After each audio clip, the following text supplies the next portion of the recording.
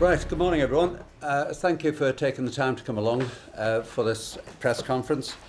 As you know, I have been considering restructuring government now for quite some time. We have announced and in fact had Tynwald approval for the new structure of government, and that is due to take place on the 1st of April.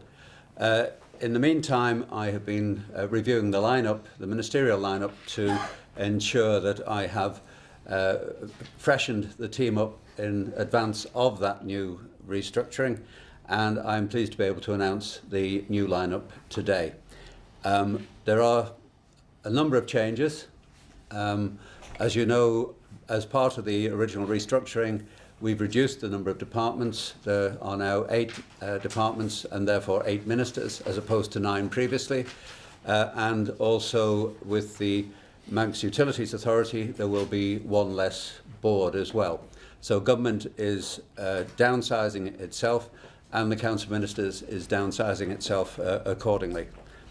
I have had a tricky balance as part of this review to ensure a degree of continuity amongst the existing ministers, but also to take the opportunity to freshen up the team, bearing in mind that a number of members may well be standing down from government in 3 years' time, and there is a need to establish continuity wherever possible to deal with that.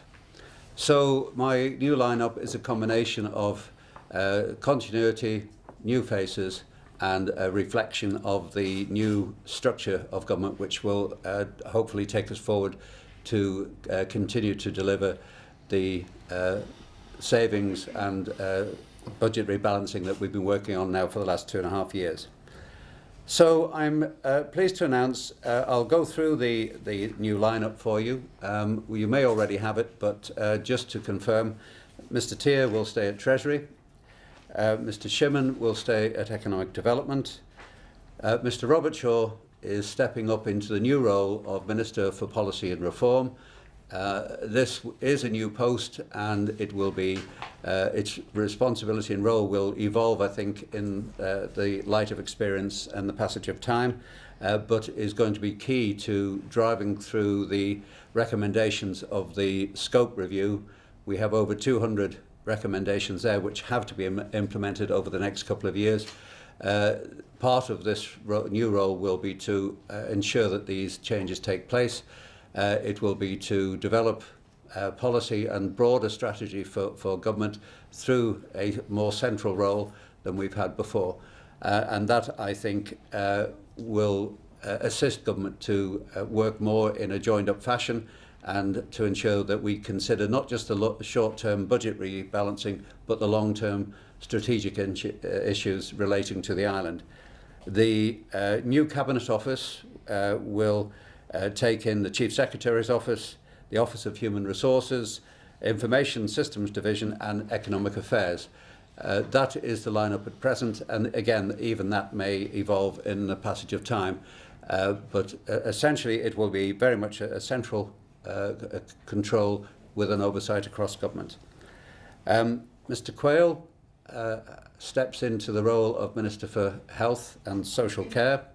This new department, which is the merging of the old health and social care departments into a new structure, again will take place on the 1st of April. The department, though, drops off the Social Security responsibility, which is moving over to Treasury.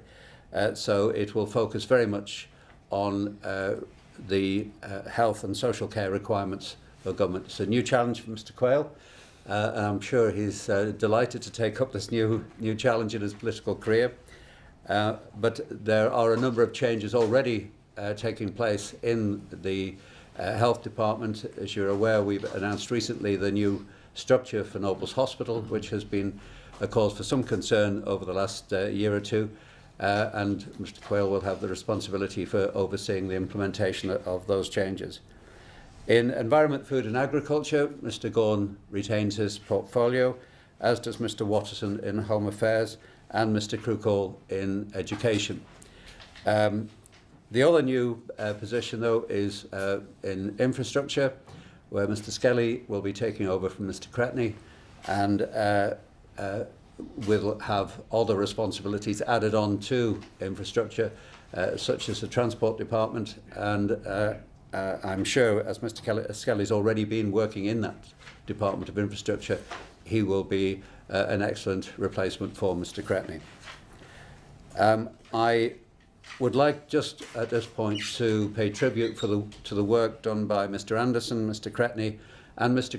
Cregeen, whose Department of Community, Culture and Leisure is now defunct and is going to be broken up amongst a number of other departments. But I would like to pay tribute to all three of them for the hard work that they've done during this period. It's been a very challenging period for all three of them. They've coped very well with those challenges, and I would like to thank them sincerely for the commitment they've given to their jobs and to the island community in managing three very, very difficult and challenging portfolios. These changes are evolutionary. It is in no way meant to be any criticism of the three retiring members. It's just that because of the structural changes taking place across government, we now need to take this opportunity to freshen things up further. Now, we have one further post to fill, and that is the Manx Utilities Authority, which is the merged MEA and Water Authority. Now, this is a slightly different appointment because, as Chief Minister, I can't appoint the chairman. It has to be, first of all, a recommendation from the Council of Ministers to Tynwald, and then a Tynwald vote. And we expect to have that vote at the March Tynwald, and I hope to be in a position to announce the Council of Ministers' recommendation by the end of this week. So there's still some work to be done on that, but it will be announced very, very shortly. There are interim measures being announced today as well, which is a part of the press release, because clearly there is a period of transition now between today and the 1st of March. Mr. Robert Shaw, who was Minister for Social Care and is now Minister for Policy and Reform, will take over for the intervening period as Minister of Community, Culture and Leisure to oversee the breakup of that department and its elements shared amongst other departments. And Mr. Quayle will, in the short term, be taking over not only the portfolio for health, but also the current portfolio for social care until the restructuring takes place. And as I said, Mr. Skelly is taking over at infrastructure. So that is the range of changes which we are announcing. There will, following this, of course, be a review of the departmental membership. That probably will take another week or two to finalise. We need to get the ministerial posts in place first, and then the allocation of individual responsibilities to members will follow shortly. But of course, there will be two departments fewer this time, so it's going to be more of a challenge for the Council, I think, to ensure a distribution of these responsibilities across the remaining backbenchers. So overall, this change today is a response overall to the need to restructure government, to focus more clearly on the urgent demands of rebalancing government's budget, of protecting the vulnerable, and of growing the economy. These are all steps put in train to build on the work we've done over the last 2.5 years. We are on target for rebalancing the budget, but there is going to be a real challenge for the new Council of Ministers to ensure that we stay on target and that we deliver the rebalancing as promised within 2 years. So there is a challenge for everyone today to step up to the plate.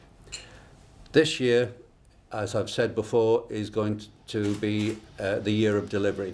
The Council of Ministers has got to ensure that the announcements and proposals and work streams that we've announced over the last 2 years now are seen to deliver. I do believe